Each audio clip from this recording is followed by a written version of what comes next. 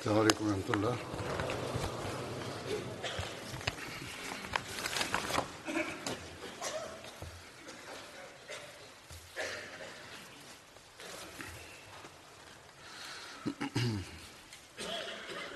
أشهد أن لا إله إلا الله وحده لا شريك له وأشهد أن محمدا عبده ورسوله.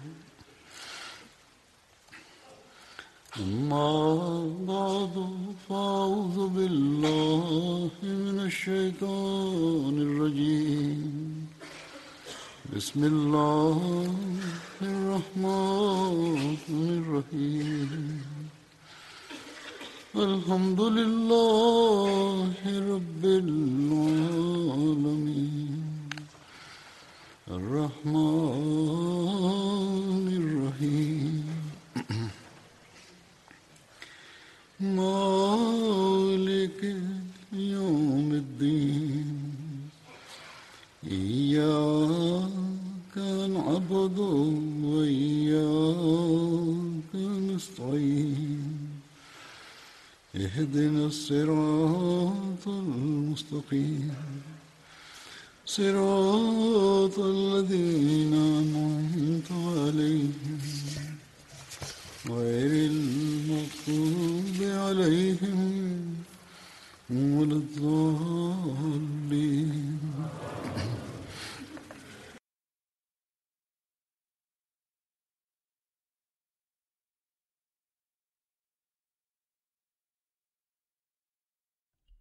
لقد بيّن المسيح الموعود عليه السلام في كتابه الجليل فلسفة تعاليم الإسلام 8 وسائل لمعرفة الله تعالى ونيله وتوطيد الإيمان به.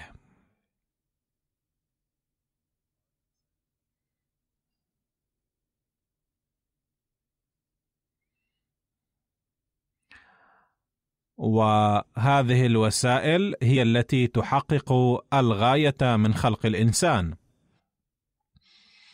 وفي هذا الوقت سأقدم مقتبسا للمسيح الموعود عليه السلام من هذا الكتاب في سياق موضوعي، وهو يتعلق بالوسيلة الخامسة. قال المسيح الموعود عليه السلام: والوسيلة الخامسة التي وضعها الله للفوز بالمرام الأصلي هي المجاهدة، أي أن نطلب الله بإنفاق أموالنا في سبيله وتسخير قوانا من أجله والتضحية بنفوسنا وبذل عقولنا في سبيله. كما يقول عز وجل: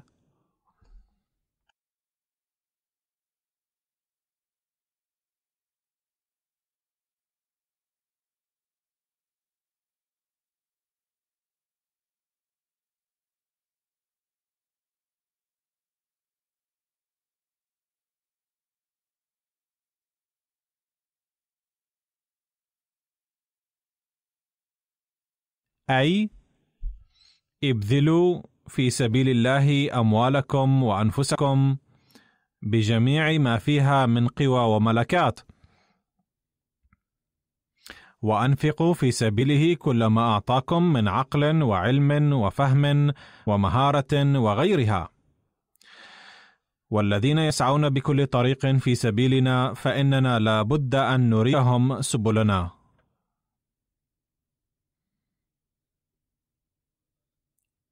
ثم قال المسيح الموعود عليه السلام في مناسبة وهو يبين طريق الحصول على حب الله تعالى: لا يمكنكم أن تحبوا المال وتحبوا الله أيضا،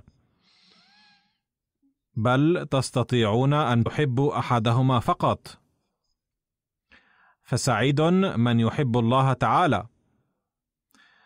وإذا أحب أحدكم الله تعالى وبذل المال في سبيله فإنني متأكد أنه سيبارك في ماله أكثر من غيره، لأن المال لا يأتي تلقائيا، بل يأتي بمشيئة الله تعالى. فالذي يتخلى عن جزء من ماله لوجه الله تعالى سيناله حتما، ولكن الذي يحب المال ولا يقوم بالخدمة كما يجب فسوف يخسره لا محالة.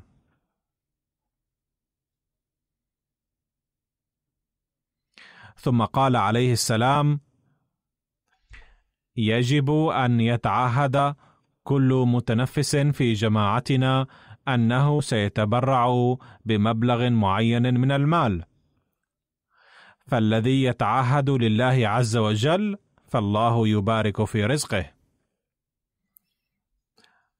لقد وجه عليه السلام إلى أن الذين لا يعلمون من الجدد بأهمية التضحية المالية ويظهرون عدم المبالاة نحوها، أو في بعض الأحيان لا يظهرون عدم المبالاة وإنما لا يملكون شعورا بالتضحية المالية، فينبغي إفهام هؤلاء الناس أنهم إذا كانوا يريدون ارتباطا صادقا بالله تعالى فلا بد أن يتعهدوا أنهم سيدفعون بمبلغ معين حتما. وبفضل الله تعالى هناك مئات الآلاف من المخلصين الذين حين يوجهون إلى أهمية التبرعات يسعون للتقدم في التضحية المالية بغية نيل حب الله تعالى. ولذلك أوجه نظام الجماعة منذ عدة سنوات ماضية أن ضم المبايعين الجدد في النظام المالي أو في نظام التضحية المالية ضروري جدا. وإن كان ثمة شخص يقدر على دفع بنس واحد فقط فليدفع حسب قدرته. ولقد لوحظ في بعض الأماكن أن الأغنياء في بعض الأحيان يدفعون التبرع من قبل أقربائهم الفقراء، أو يعطون مبلغا قائلين هذا تبرع منا من قبل الفقراء. لا شك أن ذلك من الحسنات، ولكن ينبغي على الفقير أن يتبرع بنفسه رغم فقره حسب سعته، لأنه ليس هدفنا مجرد جمع المال، بل الهدف هو التضحية في سبيل الدين لكسب حب الله تعالى. فحيثما يجمع نظام الجماعة التبرع بهذا الطريق ويطلب من الأغنياء أن يدفعوا باسم فلان فهو يخطئ. تبلغني في بعض الأحيان مثل هذه الأمور، ولكن بشكل عام رأيت فيما أتلقى من تقارير التضحية المالية ذكر تضحية الفقراء المالية أكثر، لأنهم يملكون شعور التضحية المالية أكثر. وكثيرا ما أذكر تضحية الفقراء في خطبي أيضا، وأستغرب رؤية تضحية البعض. إذا كان أحد يملك كثيرا من المال وثروة ويدفع منه قليلا فهذا ليس شيئا عظيما، وأما إذا كان أحد يعاني من ضيق مالي وفقر ثم ضحى في سبيل الدين لنيل حب الله تعالى فهذه هي التضحية الحقيقية التي تكون وسيلة لإحراز قرب الله تعالى. نرى مثل هذه الأمثلة في زمن المسيح الموعود عليه السلام. فذات مرة كان المسيح الموعود عليه السلام بحاجة إلى المال لنشر بعض الكتب، وحين قال لأحد المخلصين أن يطلب من الجماعة في مدينته أن يدفعوا بمبلغ كذا، ولكنه بدلا من أن يطلب من جماعته هيأ المبلغ من عنده رغم ضيق يده. ولم يكن ثريا، بل يمكن القول بأن ظروفه المادية كانت صعبة.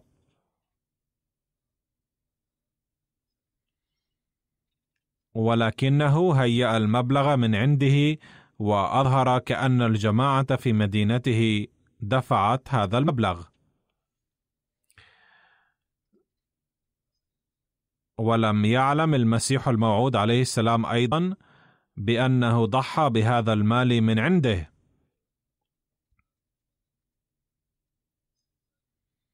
وظهر ذلك حين شكر المسيح الموعود عليه السلام شخصا آخر من الجماعة نفسها قائلا: إن جماعتكم قد أعانتني عند عين الحاجة.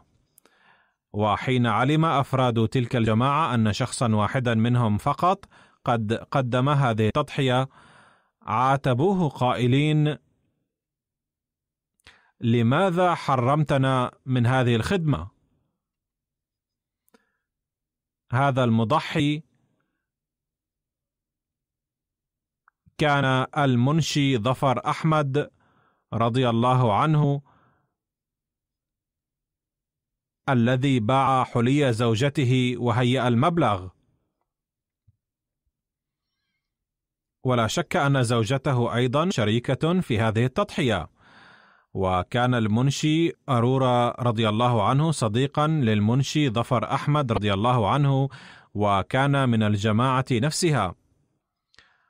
وهو علم من المسيح الموعود عليه السلام بهذه التضحية، فظل غاضبا على المنشي ظفر أحمد رضي الله عنه عدة أشهر على أنه لماذا لم يخبرهم، ولماذا هيأ هذا المبلغ وحده. فأعطى الله تعالى المسيح الموعود عليه السلام مثل هؤلاء المخلصين الذين كانوا مستعدين لكل نوع من التضحية لنيل حب الله تعالى. وهذا هو النموذج الذي قدمه صحابة الرسول صلى الله عليه وسلم، وأحياه اليوم أتباع المسيح الموعود عليه السلام. وهذا لا يقتصر على عهد المسيح الموعود عليه السلام فقط، بل هو مستمر إلى اليوم. نرى كيف يقدم الناس تضحيات مالية في صناديق مختلفة، ويضحون ولو كانت بهم خصاصة. ولكن الله تعالى الذي لا يبقى مدينا لأحد يعيد إليهم مالهم بطريقة ما.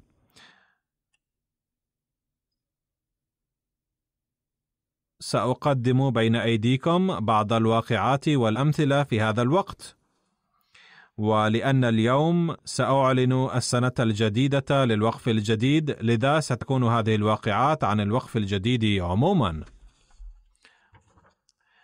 في غامبيا داعية محلي السيد كيبا جالو يبين واقعة يتبين منها كيف أن الله تعالى يعامل عباده الذين يضحون في سبيله. قال الداعية: هناك مبايع جديد اسمه عبد الله إيجادو، وهو من إحدى القرى ويزرع الذرة والفول السوداني.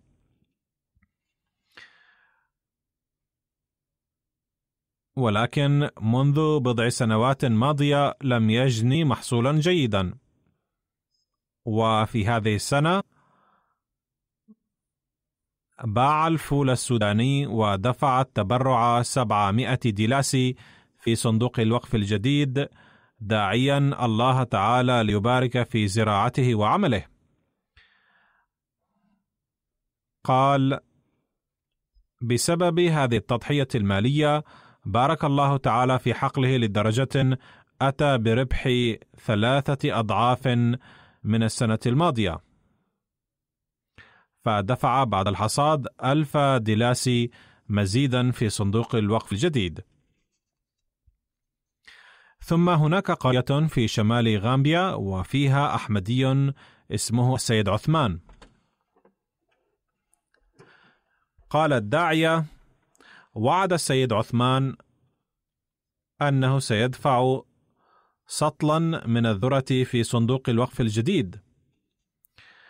والآن إذا كانت لدى شخص ثري سعة مالية ويدفع $1000 أو 1000 جنيه استرليني، أو حتى 5 جنيهات فهي ليست تضحية كبيرة، لأنه يملك ملايين الجنيهات، ولكن الذين يحفظون غلة للأكل والزراعة دفعهم سطلا ذرة تضحية كبيرة، ولا قيمة له عند سكان المدن في أوروبا، وقد تجدونه ب5 جنيهات أو 6. قال: كان المحصول قليلا جدا في السنة الماضية، وكان 12 كيسا فقط، وكانت نفقات البيت تسدد بصعوبة بالغة، ومع ذلك حقق وعده، وبالنتيجة كان المحصول في هذه السنة 30 كيسا و15 كيسا من حقل آخر. فالمال القليل الذي يدفع بإخلاص يتقبله الله تعالى ويعيده أضعافا، وهذا هو المال الذي يتسبب في الوصول إلى الله تعالى ولتقوية الإيمان به تعالى.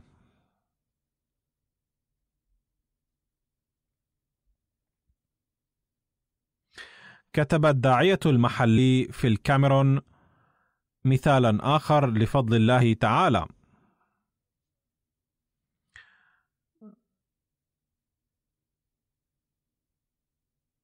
هناك مبايع جديد، السيد أحمد، في قرية ديكوئي.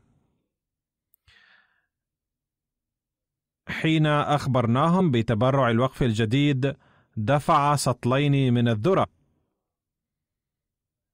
هذه هي التضحيات المتواضعة التي يقدمها الناس.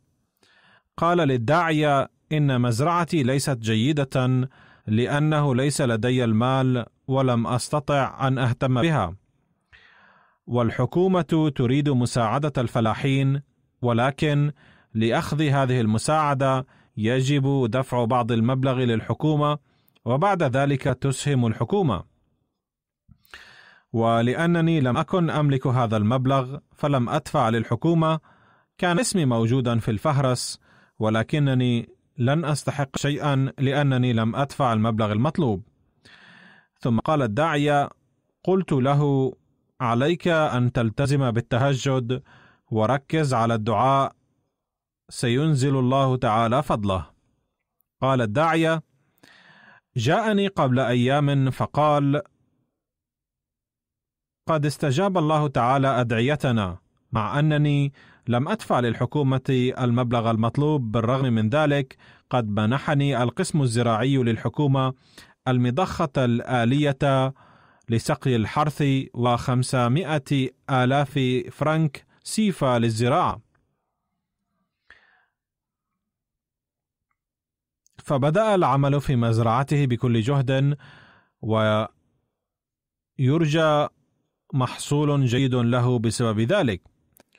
قال: قد تقبل الله تعالى تضحيتي المتواضعة وأكرمني بنعمه جزاء لها، وبالنتيجة دفع تبرعه للوقف الجديد ضعفين.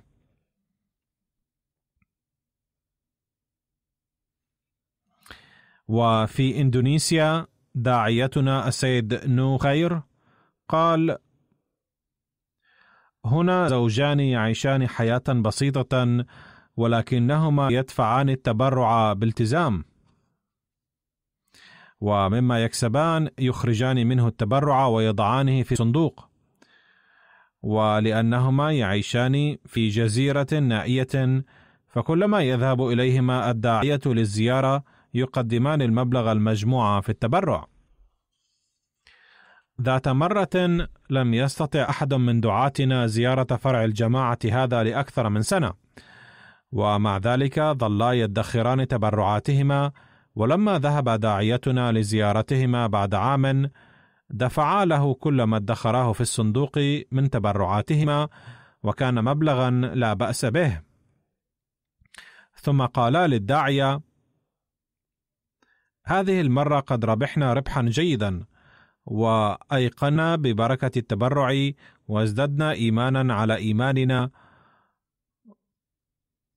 وشاهدنا هذه البركات بأم أعيننا. وقالا: ذات مرة خدعنا شخص، فتساءلنا ما هو سبب وقوعنا في خداع هذا الشخص، فأدركنا أننا لم ندفع التبرعات على ما يرام في تلك المرة، ولذلك خسرنا هذا المال نتيجة الانخداع. ومنذ ذلك الوقت بدأنا ندخر في الصندوق ما علينا من تبرعات بعمل حساب دقيق لدخلنا، ولا نطمئن ولا نرضى ما لم نفصل مبلغ التبرع عن باقي المال. فهكذا يجعل الله تعالى خسارة بعض الأحديين سببا لإصلاحهم، فيزدادون إيمانا مع إيمانهم.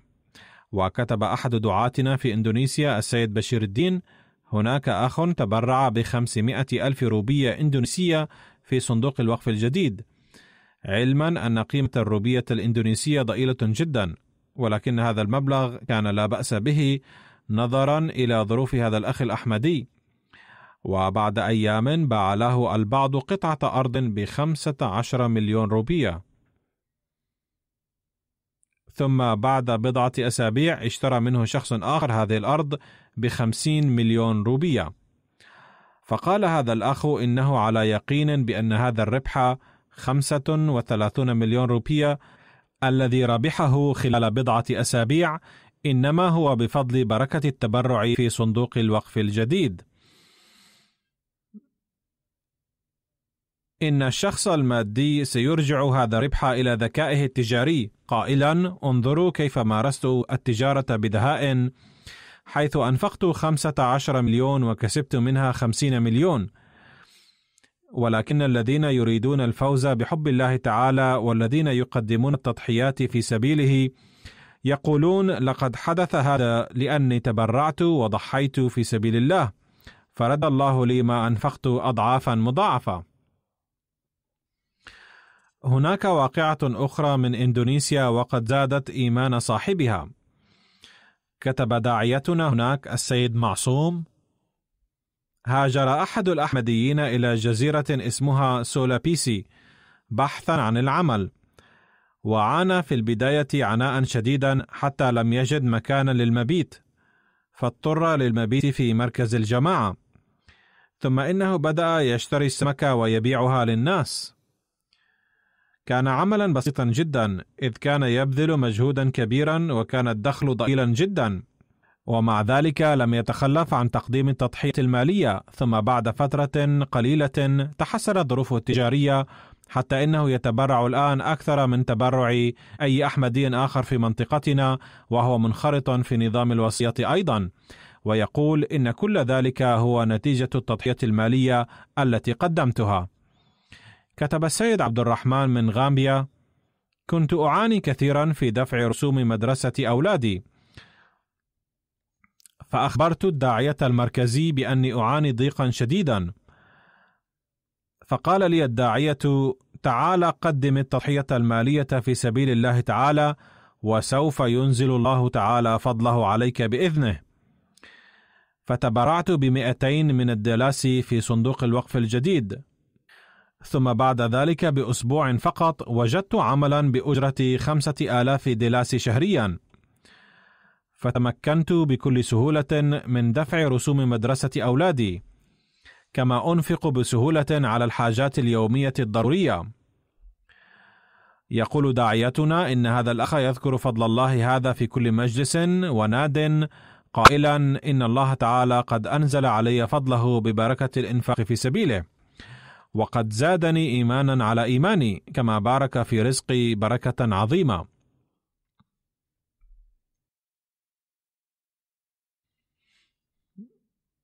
أضرب لكم الآن مثالا آخر يبين كيف يضحي الفقير متوكلا على الله تعالى، ثم كيف يعامله الله تعالى وفقا لحسن ظنه به ولتوكله عليه. كتب داعيتنا من غينيا بيساو: نبهنا الأخ مونيترو كامارا إلى ضرورة تسديد وعده في صندوق الوقف الجديد، فقال: يوجد عندي الآن 4000 فرنك سيفا التي احتفظت بها لطعام اليوم، ومع ذلك سأحاول. علما أن هذه العملة ضئيلة القيمة جدا، ثم إن العائلات هنالك كبيرة العدد. وبعد قليل تبرع بهذا المبلغ أيضا، وذهب ليقترض من البعض مبلغا يشتري به الطعام. وفي اليوم التالي أتت بنته من المدينة وجلبت معها كيسين من الأرز وعلبة زيت وأشياء أخرى بالإضافة إلى مبلغ بسيط. فأيقن أخونا هذا أن المبلغ الذي ادخره للطعام والذي تبرع به في سبيل الله تعالى قد بارك الله فيه، حتى وجد في اليوم التالي كل هذه الأشياء للأكل والشرب.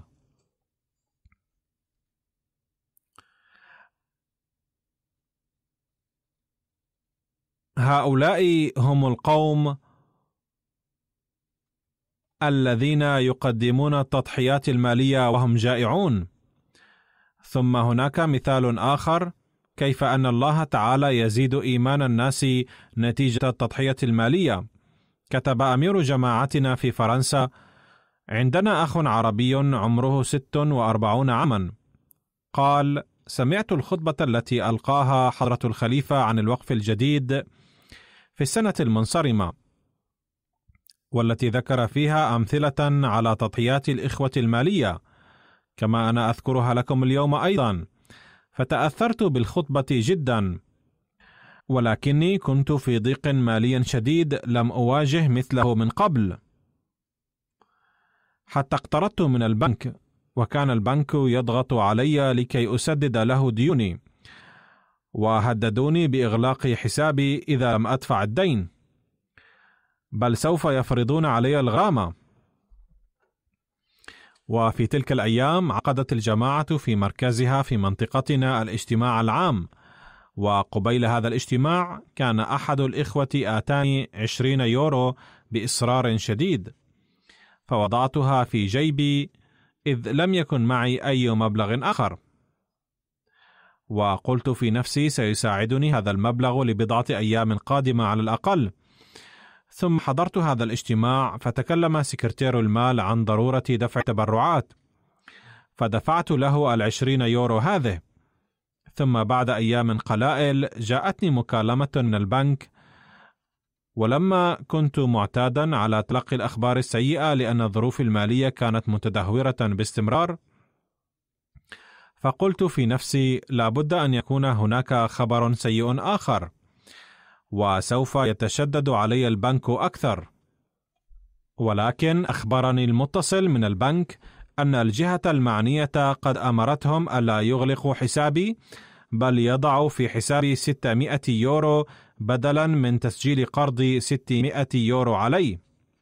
كان الخبر جدا محير لي، لأن البنوك تعامل بقسوة شديدة جدا. ثم بعد أيام دفعت لي شركة تأمين عملي مبلغا كبيرا كان متوقفا عندها منذ فترة، وقد وقعت كل هذه الأحداث بعد سماعي لخطبة الخليفة عن صندوق الوقف الجديد، وبعدما تبرعت بذلك المبلغ البسيط في هذا الصندوق. كنت قبلها أفكر هل يمكن أن تحدث معي هذه المعجزات التي تقع مع الإخوة الذين يحكون قصصهم هذه، إذ لم يحدث معي هذا قط. ولكن الله تعالى قد أراني الآن نموذج بركات التبرع في سبيله، وقد أيقنت أن المعجزات تقع فعلا. وكتب السيد قيصر داعيتنا من هايتي، وهذه الواقعة أيضا تبين لنا كيف يعامل الله عباده المخلصين ويقوي إيمانهم، مع العلم أن كل هذه الواقعات هي من مناطق مختلفة، بعضها من إفريقيا، وبعضها من أمريكا، وبعضها من أوروبا، وبعضها من الشمال، وبعضها من الجنوب، ولا يوجد بين أصحاب هذه الواقعات أي تواصل أو ترابط، ومع ذلك واقعاتهم مماثلة مشابهة. على كل حال، يقول داعيتنا هذا: هناك في بورت أوف برنس مبايع جديد اسمه إبراهيم، وبينما كان هذا الأخ راجعا من مكتبه إلى البيت سقط ملف له كانت بداخله وثائق ومستندات هامة جدا، ومبلغ 13,000 جورد، والجورد اسم العملة المحلية. فرجع الأخ على أدراجه بحثا عن الملف في الطريق فلم يجده كله. يقول هذا الأخ: فعاهدت أن أدفع 100 جورد التي وعدت بها في صندوق الوقف الجديد، سواء أكانت عندي النقود أم لا، وحتى لو اقترضت من أحد. ثم بالفعل اقترضت من شخص بعض المال ودفعت ما وعدت به من التبرع. وفي مساء اليوم الذي دفعت تبرعاتي جاءتني مكالمة هاتفية من شخص مجهول بأن ملفك معي، فتعال خذه مني. فوصلت إليه فورا، فسلم إلي الملف قائلا: لقد اضطررت لفتح الملف والنظر في محتوياته بحثا عن عنوانك، لذلك أرجو أن تتأكد من وجود المبلغ المالي والأوراق الأخرى فيه. فلما تفقدت وجدت نقود والأوراق كاملة، فشكرت الله تعالى وتيقنت بأنها بركة التبرع، بحيث وجدت أوراقي المهمة الضائعة التي كانت يبدو مستحيلا أن أجدها، كما وجدت نقودي الضائعة أيضا. يقول رئيس المبلغين في غينيا كوناكري: لفتنا انتباه السيد أبو بكر من إحدى القرى الواقعة في مقاطعة كينيا إلى أداء تبرع الوقف الجديد، فإنه قدم عذرا في البداية، إلا أنه أدى التبرعات بحسب ما وعد به سابقا. وبعد أداء تبرع الوقف الجديد بفترة قال لداعيتنا المحلي: إن الجماعة الإسلامية الأحمدية لهي جماعة إلهية حقا. إنني موظف حكومي، وتعرضت قبل فترة لحادث كسرت فيه رجلي، ولم ينجبر بشكل جيد لعدم تلقي المرافق الطبية المناسبة، وبالتالي فكنت أعاني منها بشكل مستمر لكونها أقصر من الأخرى. لقد قال لي أحد الأطباء بأنه يمكن إزالة هذا القصور من خلال العملية الجراحية، فكنت أجمع النقود لها منذ فترة، وقد صار معي الآن مبلغ لا بأس به من أجل تلك العملية. ولكن لما طلب من الداعية أداء التبرع، قلت في نفسي: لا أدفع التبرع هذه المرة، وأركز على جمع النقود لإجراء العملية.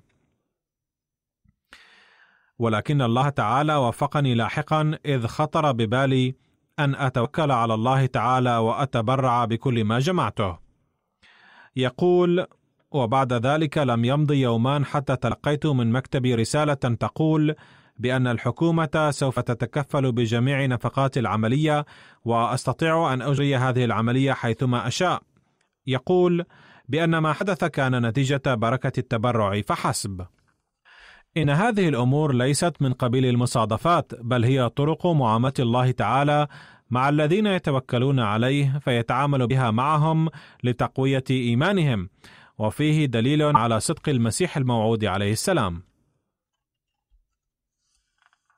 يقول السيد مأمون الرشيد سكرتير الوقف الجديد في قاديان: لم يستطع السيد سليغا أداء التبرع الوقف الجديد لبعض مشاكله العائلية، فقال له أخوه منبها له إلى أن عام الوقف الجديد على وشك الانتهاء، فلا بد أن يسرع في أداء التبرع، ولكن لم يكن في حسابه في البنك مبلغ كاف لأداء هذا التبرع، بل كان فيه قرابة 30% من مبلغ التبرع الأصلي. فقلق كثيرا حيال أدائه التبرع الكامل، وأخيرا سحب كل ما كان في حسابه في البنك وتبرع به. ثم يقول: ولم تمضي لحظات حتى ورد بشكل معجز إلى حسابه مبلغ استطاع بذلك أداء ما تبقى من تبرعه، فحقق وعده وأدى تبرعه فورا. يقول هذا الأخ بأنه عادة كان يؤدي وعد التبرع قبل نهاية العام بكثير، إلا أن ابنه تعرض للمرض هذه السنة مما أخره في الأداء، وكان قلقا تجاه ذلك، إلا أن الله تعالى هيأ الأمور بطريق معجز وأدى ذلك إلى تقوية إيمانه. يذكر السيد عبد المحمود مفتش حسابات الوقف الجديد من الهند قصة أحد الإخوة، فيقول: هذه القصة حدثت في قرية واقعة في محافظة بيربوم في البنغال. كان لهذا الأخ محل بيع السلع بالجملة، وكانت تجارته رابحة. كان دأب هذا الأخ أنه عند فتح محله صباحا يضع 100 روبية بالتزام في صندوق، وبالتالي كان يدفع من هذا المبلغ تبرعاته وفق وعده. فكان أول ما يقوم به صباح كل يوم هو أنه كان يضع 100 روبية في ذلك الصندوق. يقول: في أحد الأيام كان عدد الزبائن قليلا لدرجة لم يغطي الربح النفقات اليومية، ففي اليوم التالي لم يضع في الصندوق 100 روبية بل وضع 300 روبية عند فتحه المحل، وقال في نفسه: لماذا لا أقوم اليوم بالتجارة مع الله تعالى؟ ففي اليوم نفسه جاءه 8 زبائن بعد الظهر، وبما أن محله كان لبيع السلع بالجملة وكانت تجارته واسعة، فلعله بقي مشغولا في تسليم شوالات البضاعة إلى الزبائن حتى الليل، لدرجة اعتذر لأحد الزبائن وقال له أن يأتي في اليوم التالي لتسلم البضاعة، فلقد تلقى أرباحا كافية في ذلك اليوم بفضل من الله تعالى. يقول هذا الأخ: عندما يرضى الله تعالى على إنسان يعطيه رزقا وفيرا لا يسعه الاحتواء به ولو باليدين.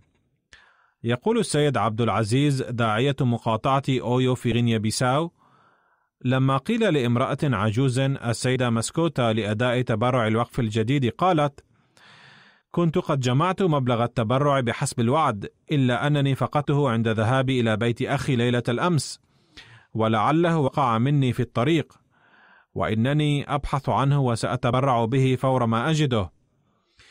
فظلت تبحث عن النقود الضائعة دون أن تجدها، فاقترضت من ابنتها مبلغا من المال أدت به شيئا من تبرع الوقف الجديد، وبعد ذلك حاولت البحث عن ظرف النقود المفقود.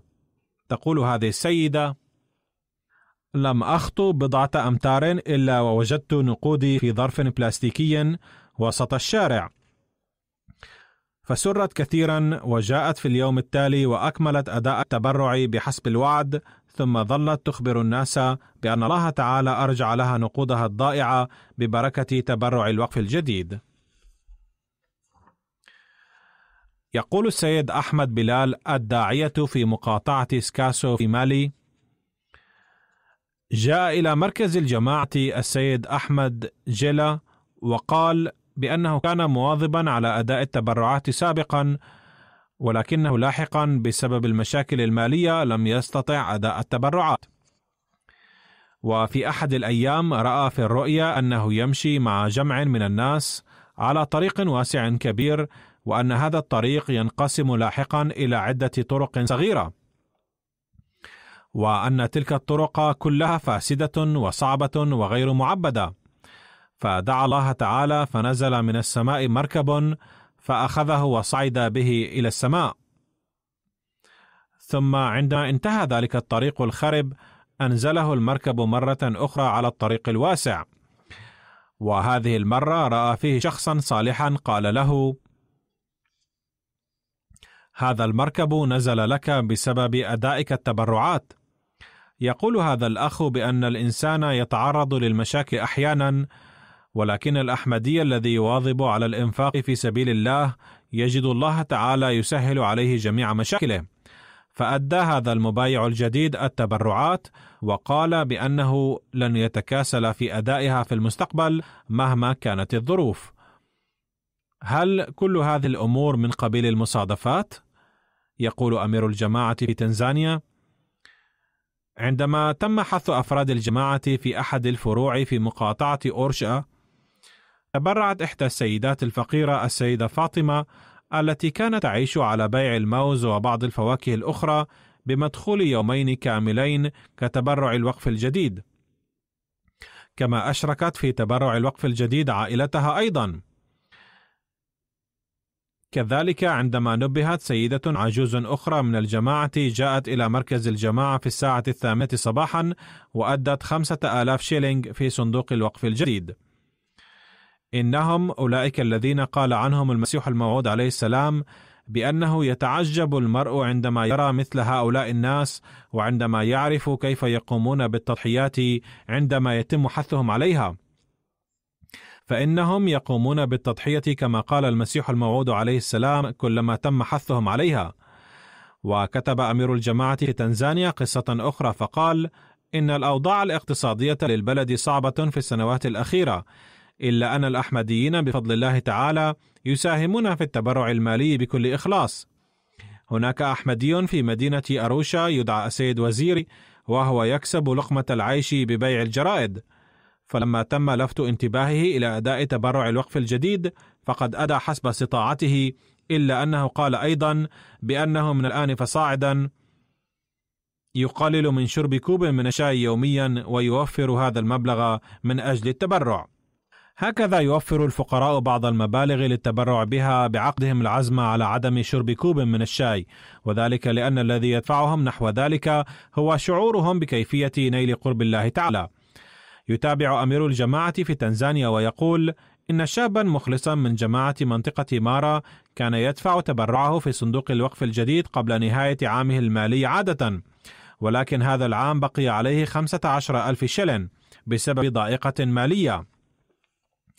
كان عنده مبلغ بسيط، علما أن قدر الشلن متدهور جدا، فخطر بباله أنه لو دفع هذا المبلغ البسيط أيضا في التبرع في نهاية الشهر لن يبقى لديه شيء للنفقات الخاصة، ولكنه مع ذلك تبرع به متوكلا على الله.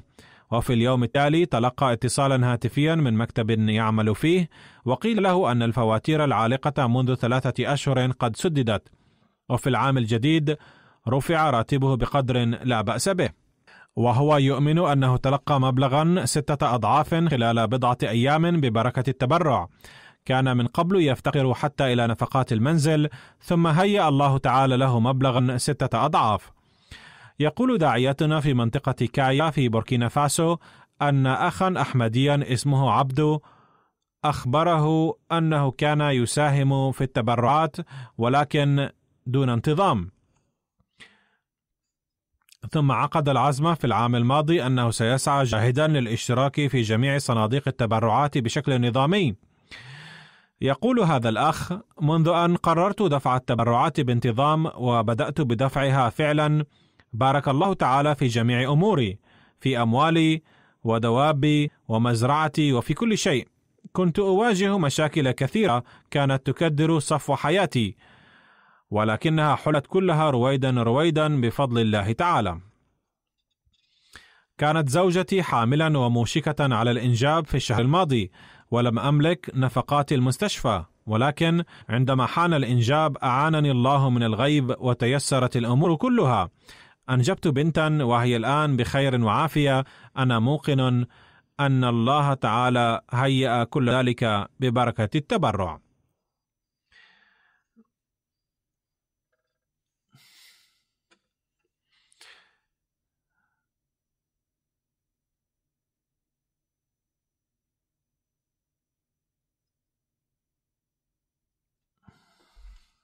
يقول داعيتنا في روسيا أن الأخ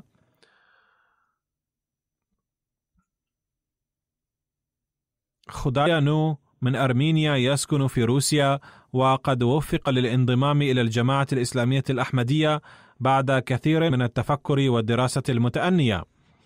وبعد انضمامه إلى الجماعة وضحنا له نظام الجماعة المالي، فبدأ يدفع التبرع في صندوق التحريك الجديد والوقف الجديد بانتظام. هذا الأخ يسافر بكثرة من أجل تجارته داخل البلد وخارجه، وعلى الرغم من كثرة أسفاره يدفع التبرعات بانتظام. إن كثرة أسفاره لا تعني أنه رجل ثري، بل تجارته بسيطة. يقول السيد أدوار: كنت عازما من أجل التجارة على سفر في يناير 2020 إلى أرمينيا ومن هنا إلى كازاخستان، وذلك لأمر مهم، ولكن لم أملك مالا كافيا لنفقاته، وكنت قلقا، فظللت أدعو الله تعالى بهذا الشأن. وفي 30 من ديسمبر كانون الأول نقل مبلغ إلى حسابي من قبل شركة كان عليها أن تدفعه لي في فبراير. كان هناك أشخاص آخرون أيضا وكانوا سيتلقون هذا المبلغ في فبراير، ولكن لم يعطاه أحد في ديسمبر بدلا من فبراير إلا أنا، وإنني موقن أن ذلك كان ببركة التبرع فقط، وإلا لا أفهم لماذا أعطيت أنا وحدي هذا المبلغ في ديسمبر.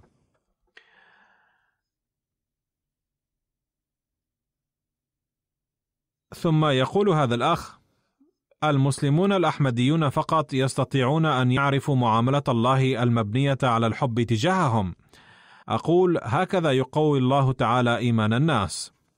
يقول السيد وقار، داعية الجماعة في منطقة بيدرو في ساحل العاج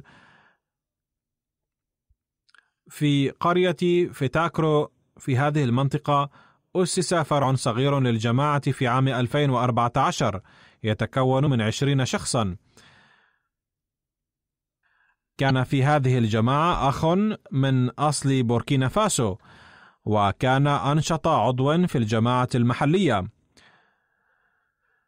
ولكنه عاد إلى بلده بوركينا فاسو قبل عام، فقلقنا بعد سفره لأن بقية الإخوة ما كانوا نشيطين مثله وكانوا بحاجة إلى التربية.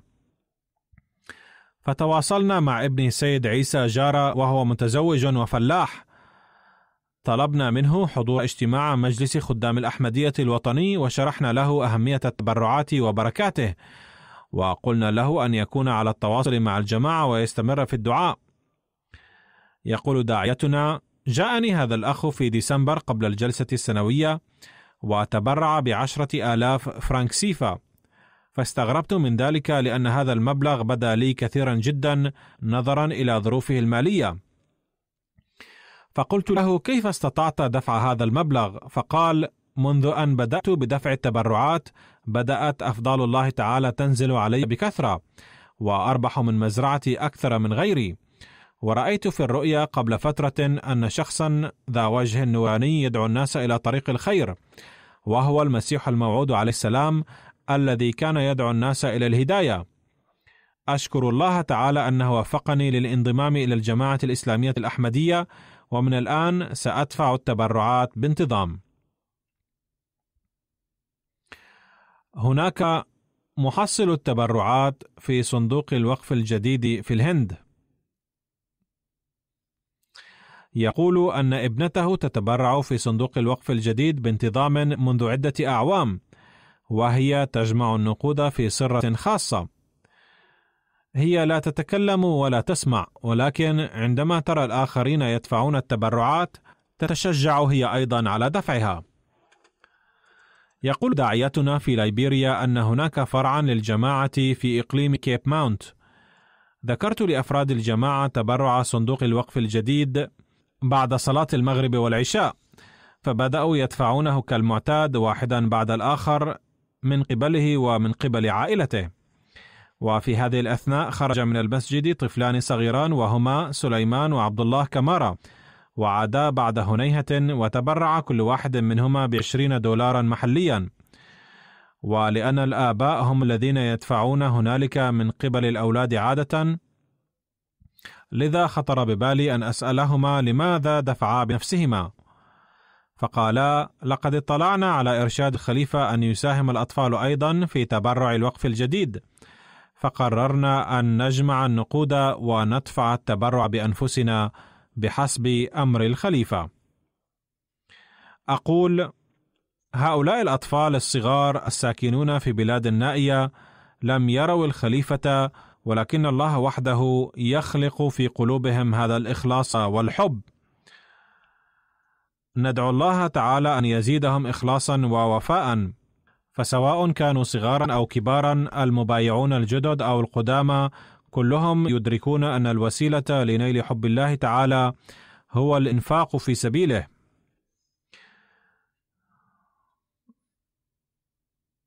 والله تعالى يرشد البعض بنفسه كما ذكرت في سياق الأحداث المذكورة. إنهم أناس ينفقون في سبيل الله بحسب أوامر النبي صلى الله عليه وسلم، وهم جديرون بالغبطة. والآن سأذكر التضحيات المالية التي قدمتها الجماعة في العام المنصرم في مشروع الوقف الجديد، وسأعلن بداية عامه الجديد أيضا. لقد بدأت السنة 62 لمشروع الوقف الجديد من 31 ديسمبر 2019، وبدأ العام الجديد من أول يناير كانون الثاني عام 2020. وفي العام المنصرم وفق الله تعالى الجماعة الإسلامية الأحمدية العالمية بدفع 9,643,000 جنيه استرليني كتضحية مالية، وهذا المبلغ يربو على العام الذي سبقه بنصف مليون جنيه استرليني. ففي هذا العام احتلت جماعة بريطانيا المرتبة الأولى من حيث الدفع الإجمالي، وترتيب فروع الجماعة من هذا المنطلق هو كما يلي: بريطانيا، ثم باكستان، ثم ألمانيا، ثم أمريكا، ثم كندا، ثم الهند، ثم أستراليا، ثم إندونيسيا، ثم هناك جماعتان من الشرق الأوسط. قال لي أمير الجماعة في بريطانيا بأننا سنسبق في تبرع صندوق الوقف الجديد، وها قد حقق ما قال: ترتيب 10 فروع للجماعة التي أضافت تبرعها بشكل ملحوظ من حيث العملة المحلية مقارنة مع العام الذي سبقه وكما يلي: تحتل جماعة إندونيسيا رأس القائمة، تليها ألمانيا، ثم أمريكا، ثم هناك فرعان آخران من الجماعة. على أي حال هذه هي فروع الجماعة الكبرى بحسب الترتيب المذكور. لقد أضافت جماعة الهند أيضا بقدر ملحوظ، أما الإضافة في العملة المحلية التي قامت بها جماعة الهند أكثر مما أضافتها جماعة كندا وبريطانيا وفروع الجماعة في الشرق الأوسط وباكستان وأستراليا. فمن هذا المنطلق تحتل جماعة الهند مرتبة 5.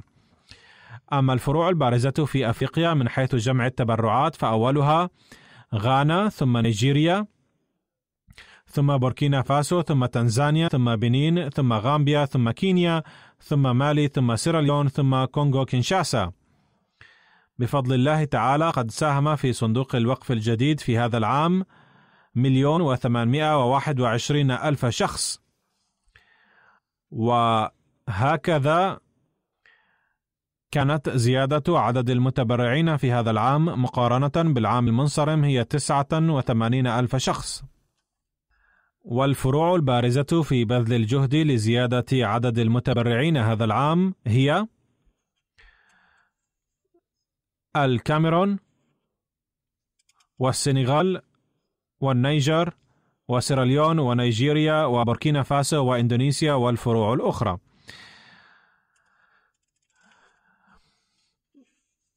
ترتيب فروع الجماعة في بريطانيا من حيث جمع التبرعات هو كما يلي: الأول إسلام أباد، ثم أولدرشوت، ثم وستر بارك، ثم برمنغهام ساوث، ثم مسجد فضل، ثم باتني، جيلينغهام، نيو مولدن، برمنغهام ويست، هاونزلو نورث.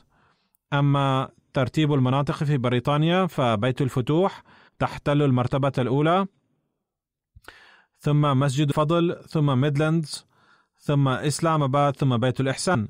أما في مكتب الأطفال فالفروع 10 الأولى في بريطانيا فهي أولدرشوت، ثم روهامبتون، ثم باتني، ثم إسلام أباد، ثم ميتشم بارك، ثم تشيم، ثم ليمينغتون سبا، ثم ويستر بارك، ثم رينز بارك، ثم سيرتون. الفروع 3 الأولى في باكستان من حيث تبرعات الكبار فهي لاهور وربوة وكراتشي. لقد تخلف باكستان بسبب هبوط قدر العملة، فلو كان قدر العملة هناك كما كان في العام الماضي لكان باكستان أولا هذا العام أيضا، فليس لبريطانيا إنجاز كبير.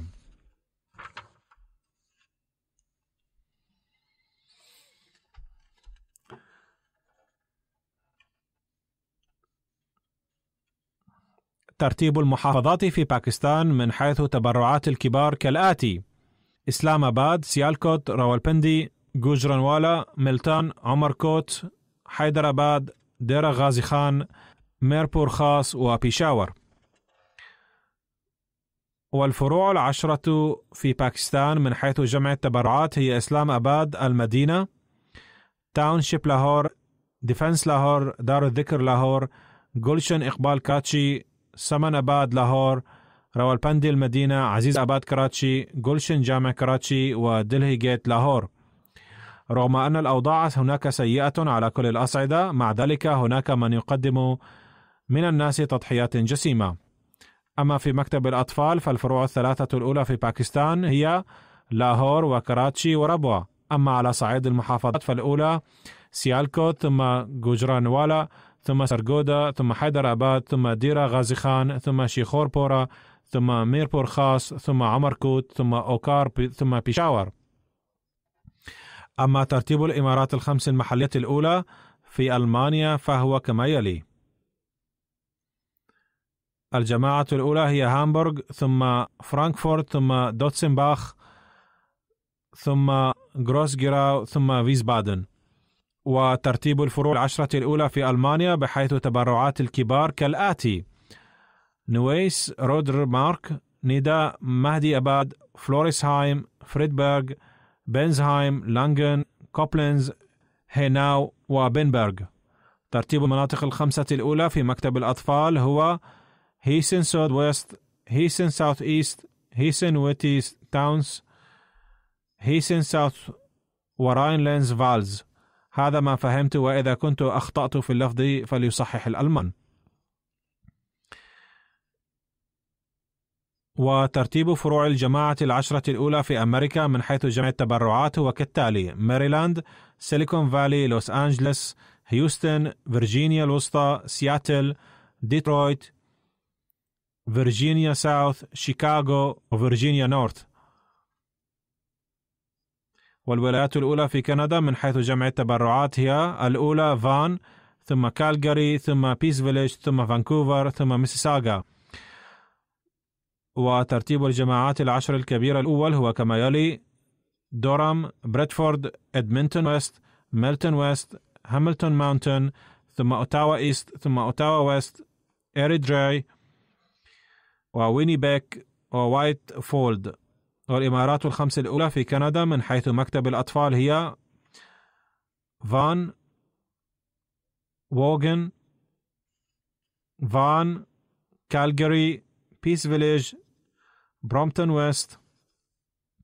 والفروع الخمسة البارزة في مكتب الأطفال هي: دورام، برادفورد، ميلتون ويست، وايردراي، هاملتون ماونتن. ترتيب الولايات في الهند من حيث جمع التبرعات الإجمالي هو: محافظة كيرالا، جامون وكشمير، ورغم أن الأوضاع هناك سيئة احتلت المركز الثاني، ثم كيرناتكا، ثم تامل نادو، ثم تلنغانا، ثم أوريسا، ثم بنجاب، ثم ويست بنغال، ثم دلهي، ثم أوتر بريدش. أما ترتيب فروع الجماعة في الهند من حيث جمع التبرعات ففي المرتبة الأولى باتا بريام، والثانية قاديان، ثم حيدر أباد، ثم كاريكوت، ثم بانغلور، ثم كيوبيتور، ثم كولكتا، ثم كيراي، ثم كيراين بنغادي. وترتيب فروع الجماعة العشر الأولى من حيث جمع التبرعات في أستراليا هو كالتالي: ميلبورن لانج، كاسل هيل، ميلبورن بيروك، مارسدن بارك، إليت ساوث، أمتي درويت، بيستا، بليك تاون، كامبرا وبرث.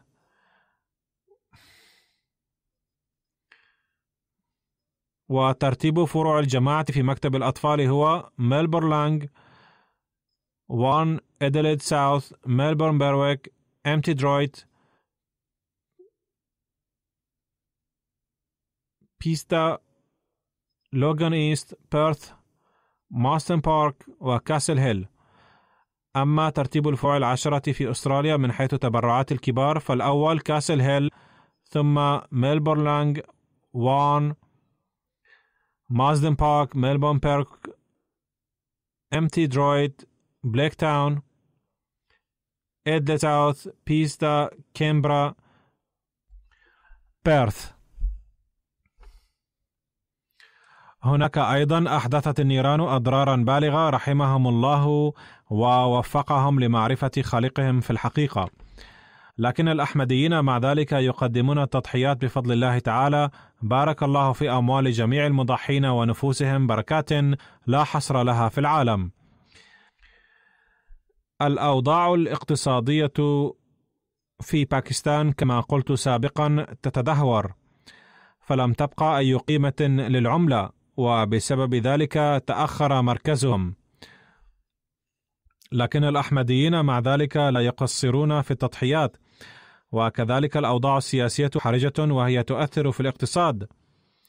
ثم في ذلك الإقليم يتصاعد التوتر بين باكستان والهند، وفي داخل الهند أيضا أوضاع سيئة بحسب الأخبار. الوضع العام في العالم يفيد أنهم يدعون هلاكهم.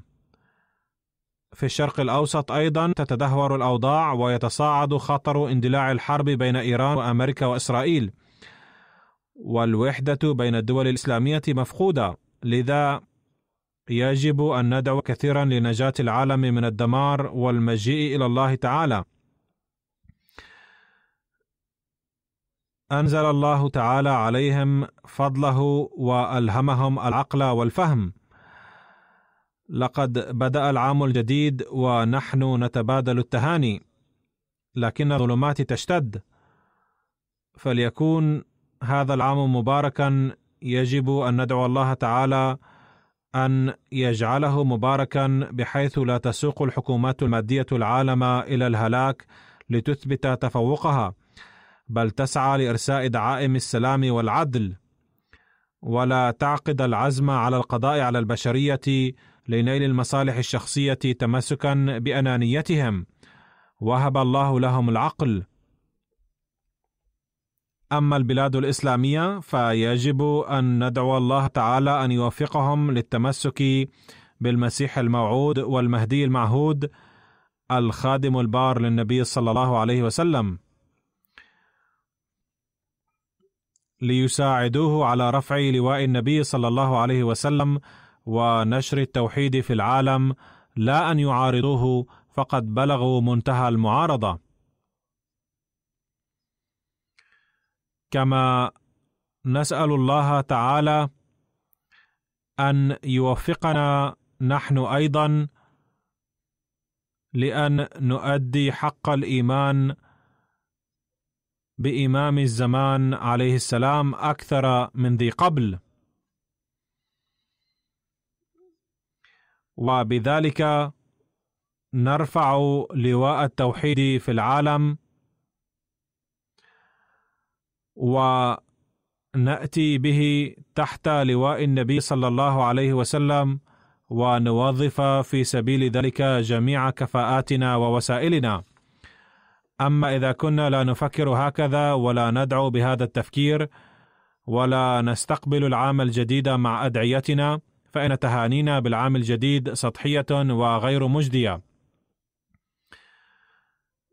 يجب أن يدرك كل أحمدي صغيرا كان أو كبيرا وذكرا كان أو أنثى المسؤولية التي تلقيها علينا التهنئة الحقيقية بالعام الجديد.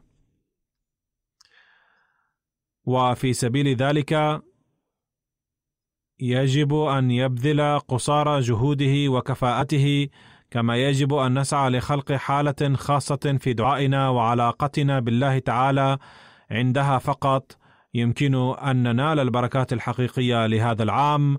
وفقنا الله تعالى لذلك، آمين.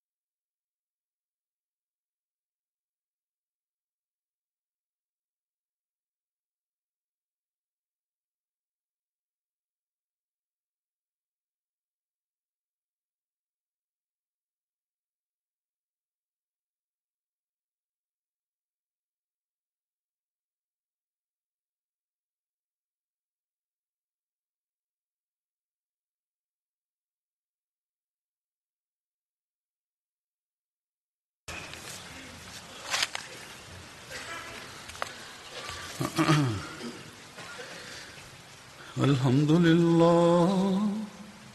لله نحمده ونستعينه ونستغفره ونؤمن به ونتوكل عليه ونعوذ بالله من شرور أنفسنا ومن سيئات أعمالنا